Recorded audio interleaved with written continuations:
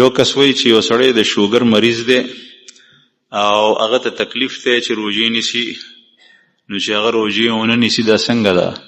نو د تکلیف د وجې نه روژې نه نیول جایز نه دي. تکلیف جدا شی دی او نن یو سړی نیوی نشي، دا جدا شی دی. چې نیوی نشي هغه ته رخصت شته، او چې تکلیف دی وته نو تکلیف خو باری و کار کوي، تکلیف خو په موږ کولو کې هم دی، تکلیف خو دلته په جماعت کې په ناستې کې هم دی، سړی تنګ شي چې دومره وګد ناست. تکلیف خو په هر یو عبادت کې دی. او الاجر بقدر المشقه، اجر الله جل شانه چې څومره سړی په عبادت کې په تکلیف شي دومره اجر ډیر ورکړي. تکلیف دا د آرام او د راحت خلاف ټکی دی.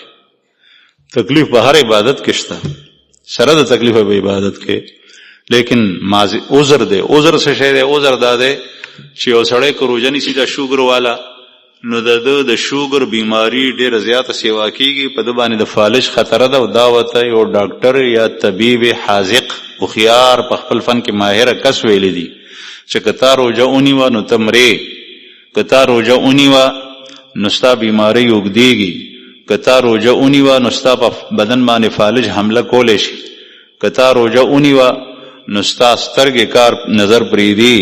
دا یې ورته ویلي دي، نو بیا دا عذر دی، رخصت دی، دی که نه نیسي نو دی کولی شي داسې. لیکن تکلیف نه، دا ما په خپله باندې شوګر دی او الحمدلله په رمضان کې هغه تکلیف خدای پاک ختم کړي. داسې ډېر خلک وي چې هغه سره د هغې روژه نیسي، الله جل شانه ورته اسانه کړي.